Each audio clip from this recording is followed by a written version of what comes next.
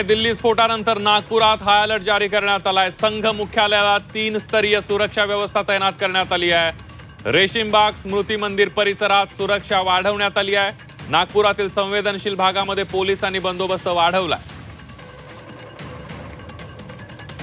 दिल्ली स्फोटानंतर नागपुरात सुद्धा हाय अलर्ट जारी करण्यात आलेला आहे। संघ मुख्यालयाला 3 स्तरीय सुरक्षा व्यवस्था तैनात करण्यात आली आहे। रेशीमबाग स्मृती मंदिर परिसरात सुरक्षा वाढवली आहे।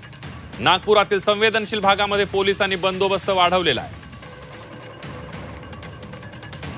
आपल्यासोबत राहुल मदने सर आहेत।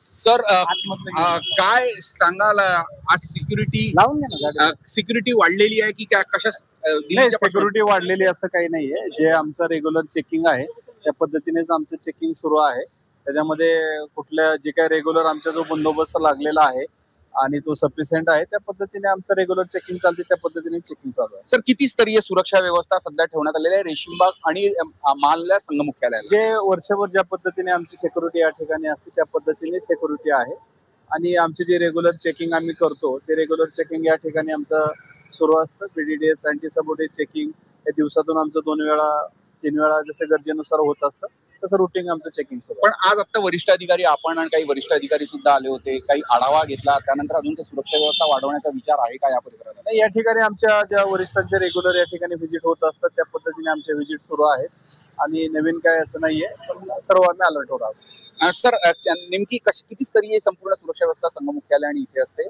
आणि त्याच्यात काही नव्याने काही आढावा घेण्यात येईल आणि काही अपग्रेडेशन होईल? दिल्लीच्या काही स्टेट रिझर्व्ह पोलीस आहे किंवा आमचा लोकल पोलीस आहे या ठिकाणी आमचा बंदोबस्त असतो आणि त्या पद्धतीने जे आम्ही रेग्युलर चेकिंग करत असतो। आमचे अँटी सबोटेज चेकिंग पण रेग्युलर होत असतात।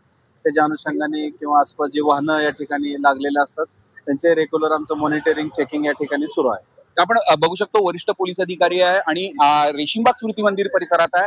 आतमध्ये पोलीस अधिकारी सुद्धा सतर्क आहे। खरं तर वास्तविक इथे सातत्याने रेशीमबाग असो किंवा संघ मुख्यालय इथे सुरक्षा व्यवस्था कडक अशी तैनात असते, पण दिल्लीच्या घटनेच्या पार्श्वभूमीवर ही सुरक्षा व्यवस्था अजून जास्त सतर्क करण्यात आलेली आहे।